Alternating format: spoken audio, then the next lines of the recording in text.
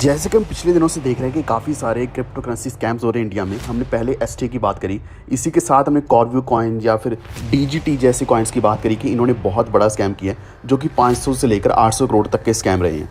लेकिन अब इसी चीज़ को टैकल करने के लिए इंडिया ने खुद का लॉन्च किया है एक ऐसा database global crypto crime detection के नाम से, जो कि 2024 से फाइनली लॉन्च होने वाला है। तो इससे क्या है कि जितनी भी लॉ इन्फोर्समेंट एजेंसीज हैं उनके पास पूरा डाटा होगा कि वो ट्रैक कैसे कर सकते हैं, और अगर कोई भी इलीगल एक्टिविटीज़ होती हैं क्रिप्टो करेंसीज के द्वारा तो इनको ट्रैक करने के साथ साथ उन सभी को दबोचा भी जाएगा जो ऐसी एक्टिविटीज़ करने वाले हैं। तो अब देख सकते हैं कि इंडिया कितना फास्टली आगे मूव कर रहा है, खासकर वेब3 में और क्रिप्टो करेंसी में। यही कारण है कि जो जिमनी के सीईओ हैं उन्होंने भी कहा है कि इंडिया एक हब बनने वाला है वेब3 की इनोवेशन का, यानी कि क्रिप्टो करेंसीज का खासकर, जिस कारण रेगुलेशंस भी अभी बहुत जल्द इंडिया ही लाने वाले हैं। तो इससे सबसे बड़ा फ़ायदा हमें क्या होने वाला है, यहाँ पे अगर हम देखें 2-3 पॉइंट्स आपके साथ मैं शेयर करने वाला हूँ इस वीडियो में, जो आपको ऐसी रेगुलेशंस आने के साथ साथ अच्छा प्रॉफिट देने वाले हैं। तो प्रॉफिट यहाँ पे सिर्फ इन्हीं कॉइन्स से नहीं, बल्कि इंडिया में जो भी प्रोजेक्ट आएगा, चाहे वो जिमनी एक्सचेंज ही क्यों ना आ जाए, चाहे वो कॉइन बेस एक्सचेंज क्यों ना आ जाए, तो उनकी एक्सचेंज का अगर हम कॉइन बात करें, कॉइन कहने का मतलब जैसे कि वजीरेक्स का WRX है, तो इन कॉइन्स में भी एक अच्छा प्रॉफिट हमें देखने को मिल सकता है। तो वीडियो इंपॉर्टेंट होने वाला आप सभी के लिए। अभी से लाइक करो, चैनल पर पहली बार आए तो प्लीज सब्सक्राइब करके बेल आइकन दबा लीजिए। इसी के साथ हमारा टेलीग्राम ज्वाइन कर लीजिए, वॉल्फ ट्रेड ऑफिशियल आप सर्च कर सकते हैं, या फिर आपको लिंक डिस्क्रिप्शन में मिल जाएगा, जहाँ पे हम सारे अपडेट सबसे पहले डालते हैं ताकि आप कोई भी अपडेट मिस ना करें।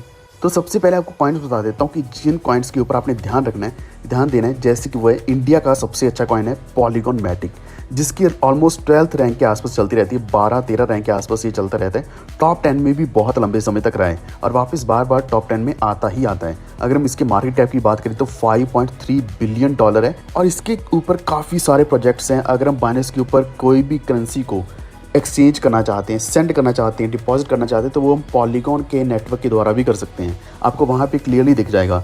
तो one of the most advance project अगर कोई है वेब3 बेस्ड तो वो पॉलीगॉन है। इसके ऊपर खास ध्यान दो। अगर आपके पास अभी तक पॉलीगॉन मैटिक नहीं है तो इसको आप बाय कर सकते हैं। दूसरा कॉइन मैं आपको बताने वाला हूँ डेफिनेटली WRX। तो आपको मैं एक चीज़ दिखाना चाहता हूँ यहाँ पे कि मुझे एक रिप्लाई आया था नेशनल शेट्टी के द्वारा, जब मैंने ये पूछा था कि क्या ये सच में पॉसिबल होने वाला है कि WRX के ऊपर फाइनल डिसीजन आएगा या नहीं, क्या फिर वजीरेक्स अपना खुद का नया कॉइन लॉन्च करने वाला है, तो वजीरेक्स से इसका फाइनल सोल्यूशन कब आने वाला है। तो ये चीज़ मैंने उनको पूछी थी, तो उन्होंने कहा कि डेफिनेटली इसका रेजोल्यूशन चल रहा है और बहुत ही जल्द आ जाएगा, और इन्होंने कहा कि WRX ही रहेगा। तो मुझे पूरी उम्मीद है कि जो WRX है इसी के ऊपर हमें अच्छे प्रॉफिट्स मिलने वाले हैं। आज अगर आपको ये 10 सेंट के आसपास भी मिलता है तो मेरे हिसाब से ये बेस्ट टाइम है, बेस्ट प्राइस है जब आप WRX कॉइन को ले सकते हैं, बाय कर सकते हैं।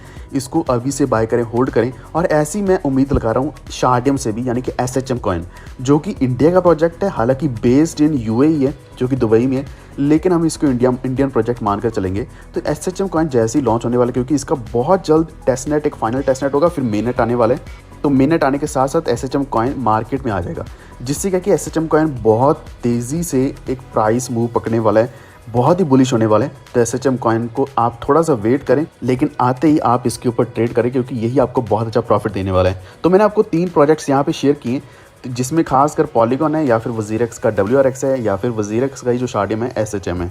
तो इनके ऊपर ध्यान देना। अब हम चलते हैं मेन चीज़ के ऊपर, जो मैं आपको बताना चाह रहा था कि हमारे इंडिया में क्रिप्टो क्राइम डिटेक्शन डाटाबेस बनाया जाएगा बाय 2024, जिससे क्या है कि जितनी भी इलीगल एक्टिविटीज़ हैं उनको ट्रैक किया जाएगा। तो ये एनफोर्समेंट डायरेक्टरेट जो है हमारे इंडिया का है, उन्होंने इस चीज़ को ट्रैक करना है। हालांकि ये चीज़ गलत भी है कि वो इनकम टैक्स डिपार्टमेंट के पास भी पूरा डाटा जाएगा, यानी कि ये जो बहुत ही ज़्यादा हमसे टैक्स ले रहे हैं, 30% टैक्स, 1% TDS, 20% TCS, जो भी पॉसिबल हो सकता है आने वाले समय के अंदर, तो इसका भी खास ध्यान देने वाला है कि क्या कोई TDS दे रहा है या नहीं, या फिर कोई टैक्सेस पे कर रहा है या नहीं।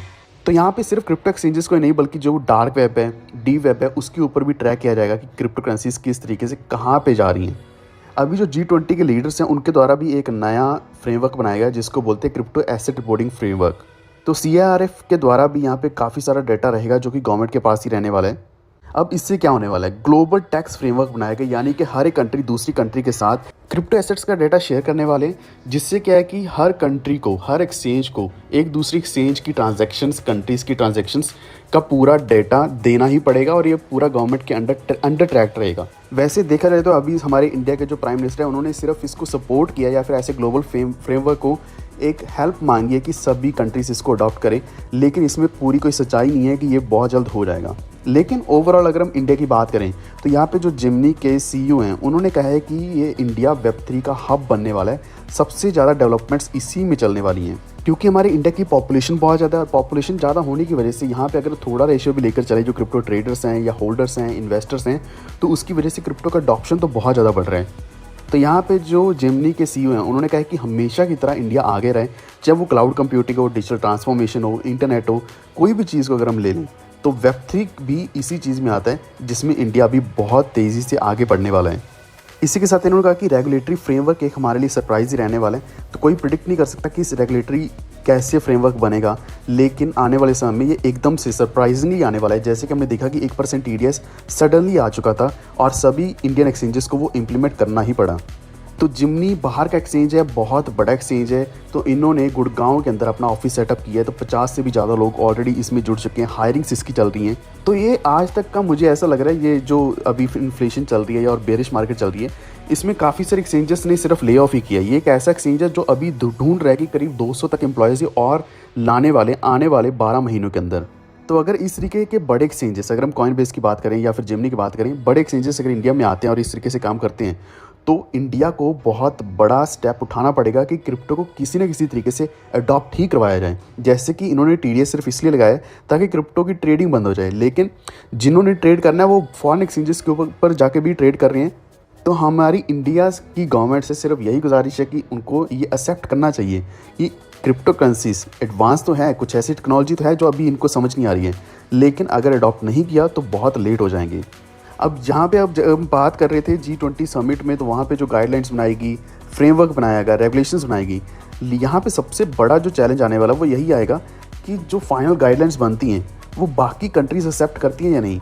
और मैं इस चीज़ को बिल्कुल सही मानता हूँ, क्योंकि मुझे पूरी उम्मीद है कि सारी कंट्रीज एक्सेप्ट नहीं करने वाली। अगर इंडियन गवर्नमेंट ने कुछ ऐसी रेगुलेशंस बनाई जो कि स्ट्रिक्ट हो, अगर स्ट्रिक्ट पॉलिसीज आती हैं जिससे क्रिप्टो करेंसी की अडॉप्शन नहीं हो पाती, या फिर जो क्रिप्टो प्रोजेक्ट्स हैं, कंपनीज है काम करना चाह रही इंडिया में या फिर किसी भी कंट्री में, अगर वो खुल के काम नहीं कर पाएंगे तो ऐसी अडॉप्शन कोई भी नहीं करने वाला, ऐसे फ्रेमवर्क कोई भी नहीं लाना चाहता। तो होपफुली ऐसा नहीं होगा। अगर ऐसा होता है तो उन रेगुलेशंस को चेंज भी किया जाएगा। तो आज के हमारे इस वीडियो में इतना ही, लेकिन मैंने आपको जो कॉइन सजेस्ट किए हैं इनको ज़रूर चेक करना। एंड हाँ, इसी के साथ टेलीग्राम ज्वाइन कर लीजिए, वॉर ट्रेड ऑफिशियल आप सर्च कर लो या फिर लिंक डिस्क्रिप्शन में मिल जाएगा, जहाँ पे मैं हर एक अपडेट सबसे पहले डालता हूँ। तो नेक्स्ट वीडियो में हम होपफुली कवर करेंगे BTC का नेक्स्ट अभी क्या होने वाला है। इवन पाई नेटवर्क का वीडियो भी जल्द लेकर आएंगे। पाई नेटवर्क के साथ साथ कुछ जो स्कैम्स चल रहे हैं, ST की हमने बात करी लास्ट कुछ वीडियोस में, ST के साथ कॉर्वियो कॉइन की बात करी, हाइप नेक्स्ट की बात करी, तो ऐसे प्रोजेक्ट्स के ऊपर डिटेल्ड वीडियो लेकर आऊँगा।